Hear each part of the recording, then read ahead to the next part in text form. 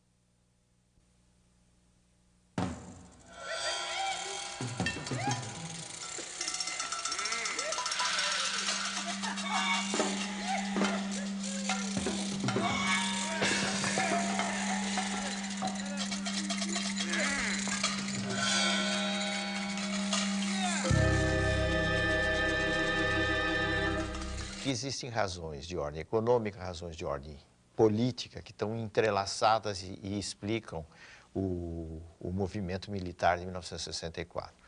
As razões econômicas resultam da deterioração de um quadro que se revela numa inflação que quase chegou a 100% anuais, o descontrole das contas do governo, do setor externo da economia, enfim, uma situação para a qual se tentou encontrar saídas no fim do período democrático, mas que, infelizmente, essas saídas fracassaram. Do ponto de vista político, existia o propósito, a convicção de setores militares, mas também de setores civis, de que era preciso interromper o regime populista de João Goulart, que estava levando o país à República Sindicalista e da República Sindicalista ao comunismo. Sejam tranquilos que dentro em breve esse decreto será uma realidade. E realidade há de ser também a rigorosa e implacável fiscalização para que seja cumprido o decreto do aluguel. Oh, say, can you see by the dawn's early light? Os Estados Unidos viram com muita simpatia o movimento militar, eles estavam extremamente preocupados com a criação de uma imensa Cuba no Brasil, não eram outros tempos, e procuraram auxiliar fortemente o governo militar, sobretudo nos primeiros tempos, né? Os tempos da Aliança para o Progresso, os tempos do governo Kennedy, houve um empenho não dos capitais privados americanos, mas principalmente do Estado, do governo americano, em reequilibrar a situação do Brasil. Os militares no poder chegaram à conclusão, ou tinham a perspectiva, de que não havia condições de se implementar uma reestruturação do país pela via do Congresso. Então, eles fizeram isso através do executivo, do poder executivo, do poder que eles chamavam o poder constituinte da Revolução. Artigo 1º. O presidente da República poderá decretar o recesso do Congresso Nacional. Artigo 2º. Poderá decretar a intervenção nos estados e municípios sem as limitações previstas na Constituição. E isso era feito através dos atos institucionais, que estabeleceram uma série de medidas. Cassaram pessoas, cassaram mandatos de deputados, aposentaram funcionários públicos, extinguiram partidos políticos.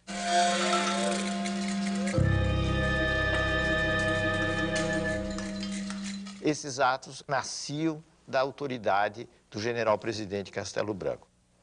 O das tradições e princípios morais e políticos que refletem a alma brasileira.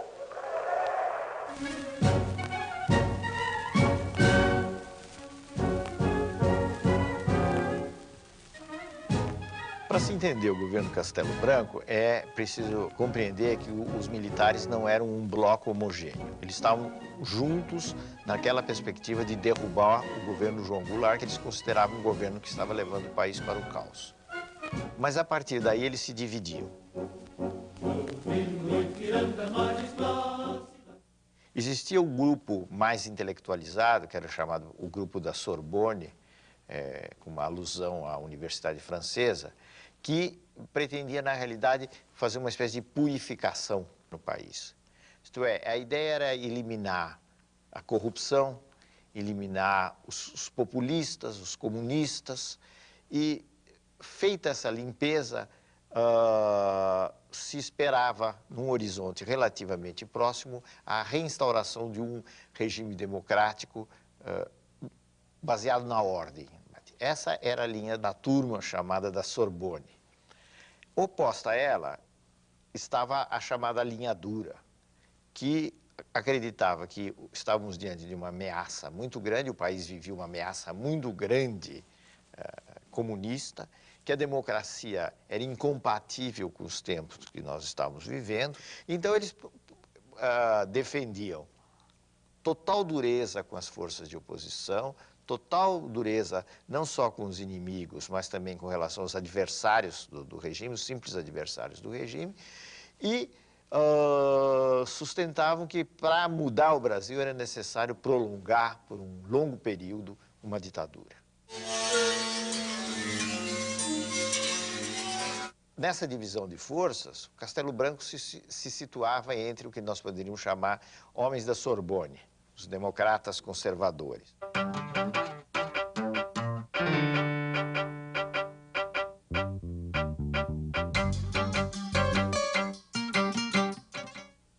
Houve uma pressão muito grande da linha dura sobre o Castelo Branco, no sentido de que era preciso reformular esse sistema partidário, que não era possível manter aqueles partidos existentes, porque senão a revolução, apesar dos atos institucionais, etc., começaria a perder força, porque seria derrotada nas eleições.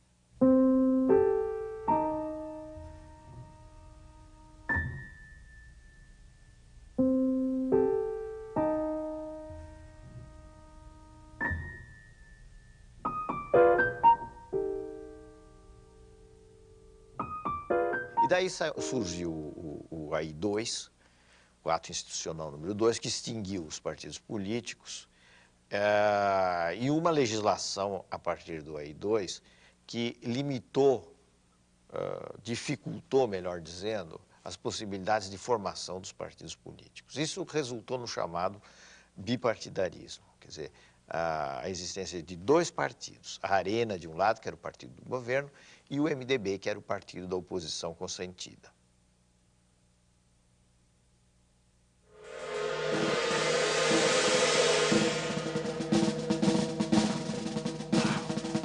Os militares consideravam que havia duas forças em choque no mundo. De um lado, a União Soviética, do outro, os Estados Unidos. A União Soviética estava promovendo o que eles chamavam de avanço da guerra revolucionária. Os Estados Unidos representavam a defesa democrática. E era preciso optar entre estes campos. E o grupo castelista, o grupo que foi formado pela Escola Superior de Guerra, optou claramente pelo campo americano.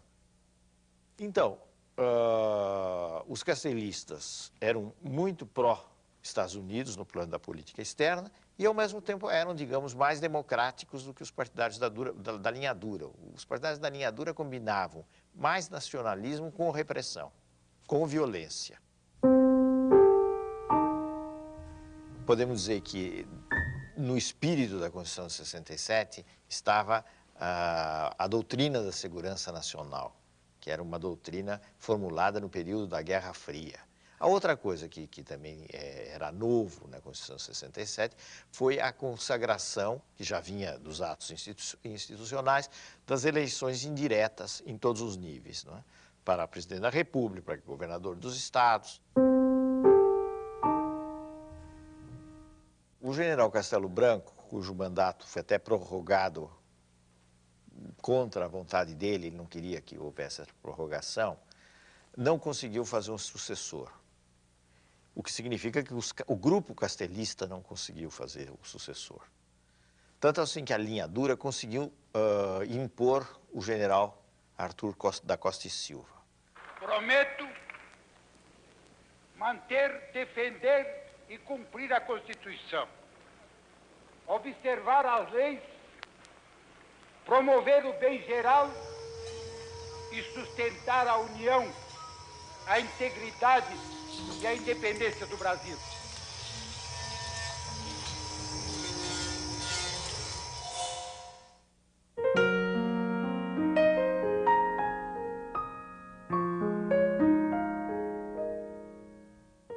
O ano de 1968 foi um ano muito especial no mundo inteiro.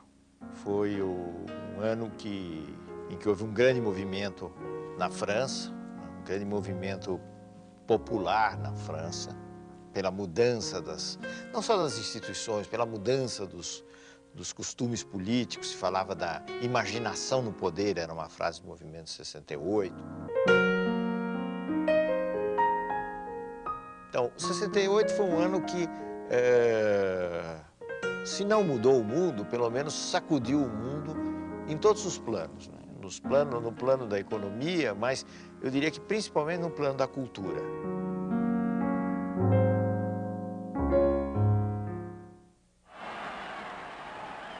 Isso se refletiu no Brasil, né?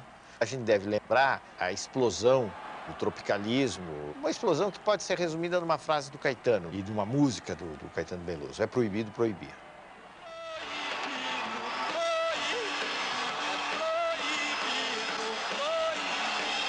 Mas é isso que é a juventude que diz que quer tomar o poder.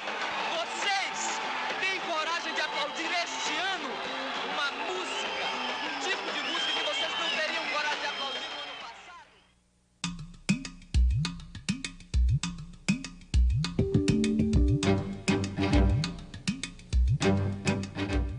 Aquele clima de 68 redundou numa série de movimentos de classe média, a famosa passeata dos 100 mil no Rio de Janeiro, passeata pela democratização, após a morte de um estudante, o Edson Luiz. Esta mobilização que caracterizou o ano de 1968 e a convicção ideológica de que qualquer abertura redundava em desordem, entre aspas. Então era preciso endurecer, era preciso fechar, era preciso usar de poderes excepcionais, né, no combate à subversão. Isso é que explica em grande medida esse ato, o AI-5, que foi baixado, digamos assim, lá de cima para o comum dos mortais. O AI-5 estabeleceu de novo uma série de medidas excepcionais que a Constituição de 67 havia suspenso. Então voltaram as cassações, voltou um fechamento político em geral. E o que é importante no AI-5 também é o fato de que todo esse fechamento foi feito sem prazo. Quer dizer, o AI-5 veio para ficar. É como se dissesse, o AI-5 dura, o AI-5 era um produto da linha dura. O AI-5 dura enquanto for necessário.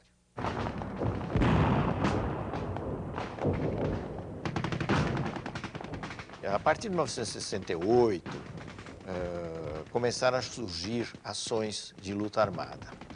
Mas nós podemos dizer que o período de auge da luta armada foi o período posterior ao AI-5. Foram os anos 69, os anos 70, foram os anos mais sensíveis, digamos assim, da luta armada. O que estava por trás da luta armada? Estava por trás da luta armada a ideia de que, por métodos pacíficos, seria impossível derrotar a ditadura.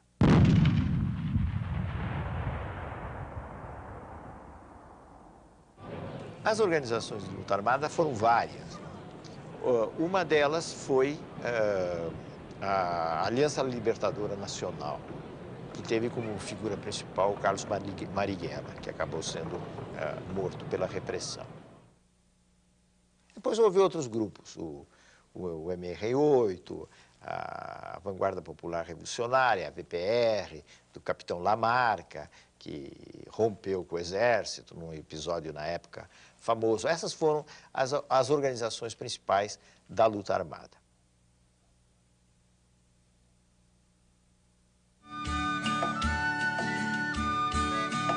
Essa ideia da luta armada foi muito influenciada pelo clima existente na época e pelo êxito da Revolução Cubana. Porque a Revolução Cubana realmente representou alguma coisa de espantosa. O regime militar desencadeou uma repressão muito violenta, feroz sobre esses grupos e que atingiu, inclusive, setores da sociedade que não estavam integrados nesse grupo. Quer dizer, quando se fala em tortura no regime militar, a gente deve lembrar que só em 68 a tortura se tornou sistemática em todo o país, como um instrumento político.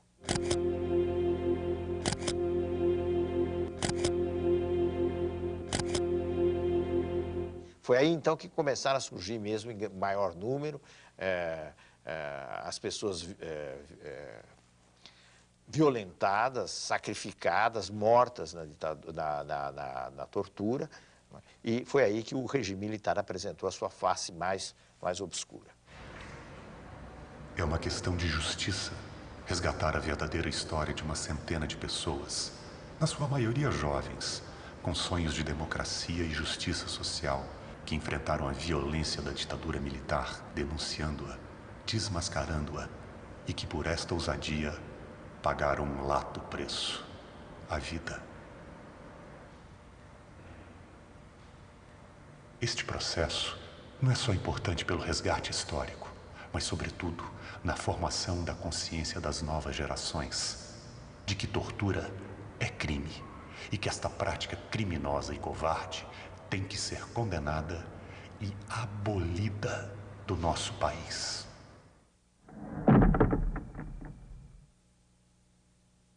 Costa Silva ficou doente, foi afastado do poder, houve o comando do país passou para os comandantes das três armas, e daí se fez uma eleição, que era sempre uma eleição a portas fechadas, se fez a eleição, aí sim, de um típico representante da linha dura, que foi o general Emílio Garrastazu Médici. O nome do Médici está associado a um período mais negro de repressão, podemos dizer que na história brasileira.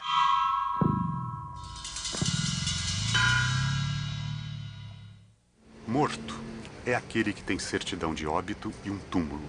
Desaparecido é aquele que a repressão não entregou o corpo e nem tem um túmulo onde se levar uma flor.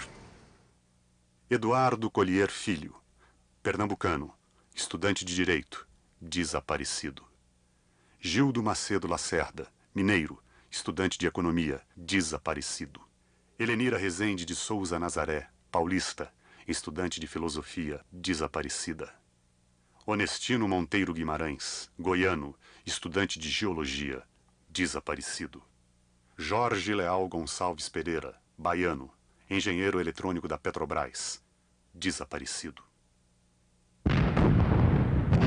Eu te amo, meu Brasil, eu te amo. Meu coração é verde, amarelo, branco, azul, anil. Eu te amo, meu Brasil, eu te amo. Ninguém segura a juventude do Brasil. Ao mesmo tempo, o governo Médici foi contraditório. Ao lado da brutal repressão, ocorreu o chamado milagre econômico, que só foi possível graças ao saneamento financeiro realizado no governo Castelo Branco.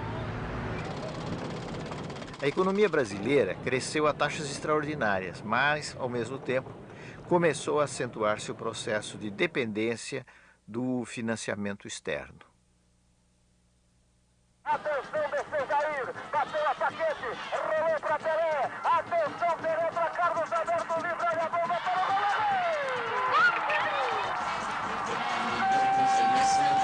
Pra frente, Brasil, do meu coração. Todos juntos vamos pra frente, Brasil, salve a seleção. Médici, como representante da linha dura, não conseguiu fazer seu sucessor, porque o general Geisel era ligado ao grupo da Sorbonne, ao grupo do pessoal da Escola Superior de Guerra, ao velho grupo castelista.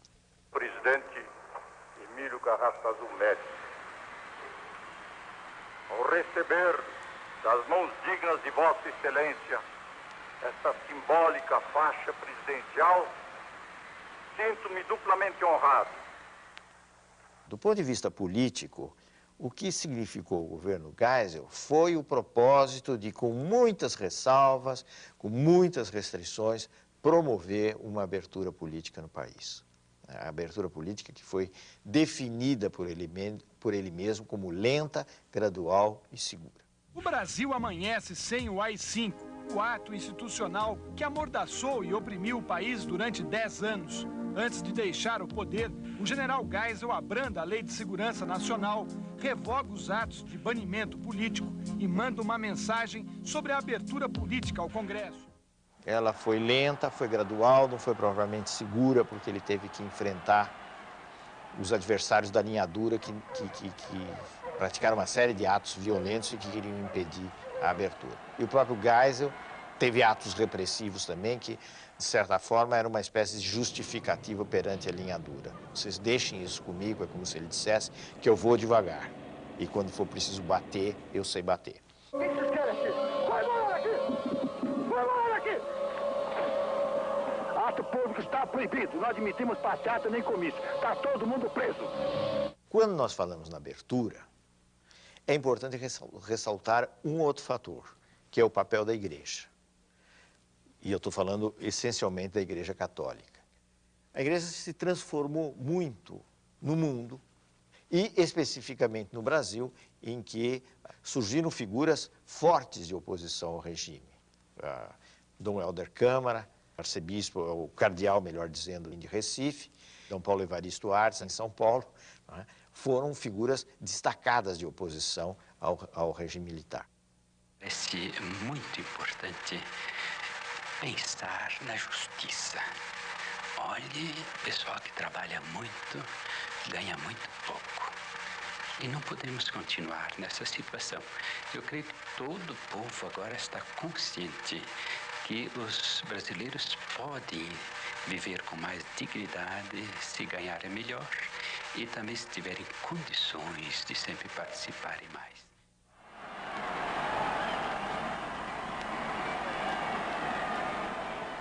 A grande novidade, vamos dizer assim, social dos anos 70 foi a explosão dos movimentos grevistas por reivindicações, várias reivindicações, mas sobretudo reivindicações salariais, que caracterizaram os anos 78, 79, especialmente nessa região do ABC, em que se destacaram alguns dirigentes, mas o principal foi o Lula. Nos grandes centros urbanos sentem o mesmo problema que os trabalhadores dos países mais desenvolvidos sentem, eles terão que brigar, e será irreversível essa briga, e os patrões terão que entender.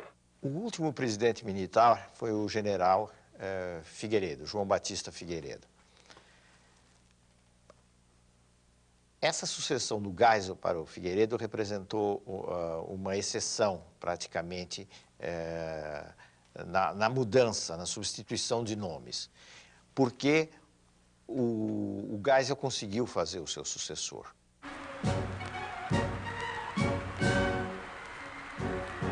Figueiredo tinha por missão continuar a abertura política. E a verdade é que ele continuou a abertura. Mas ele, ao mesmo tempo, era um homem que vinha do SNI, do Serviço Nacional de Informações, que era um dos órgãos mais importantes de repressão dos tempos ditatoriais. Seja como for, e o Figueiredo estendeu essas medidas de liberalização, eu diria que roubando das oposições uma bandeira, que foi a concessão da anistia.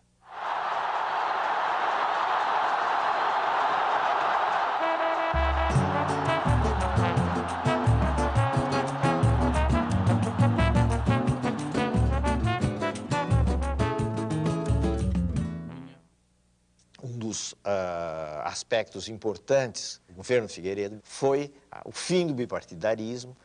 Então, aí, nesse momento, surgem os partidos que, em linhas gerais, são os partidos que nós conhecemos até hoje.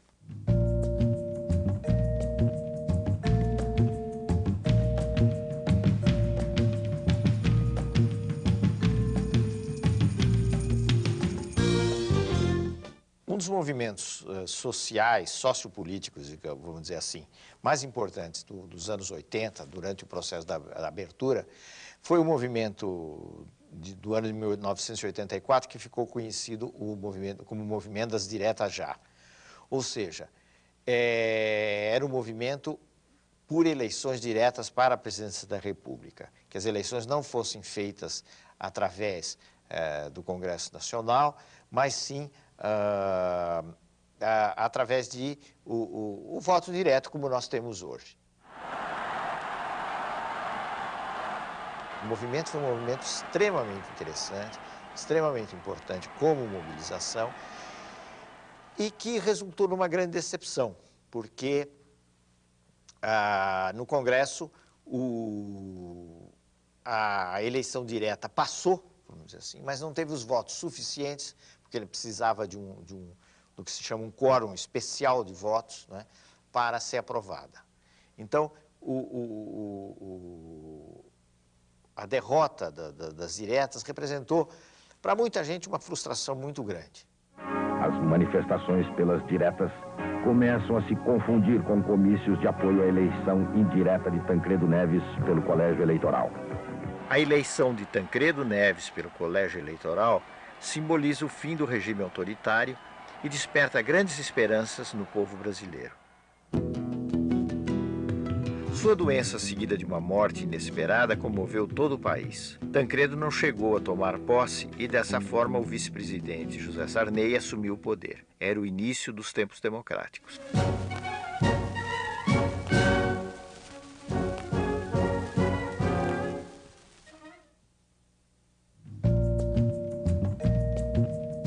No próximo programa, a redemocratização, o governo Sarney, crise financeira do Estado, planos e fracassos econômicos, o governo Collor, Fernando Henrique, o Real e o início do governo de Luiz Inácio Lula da Silva.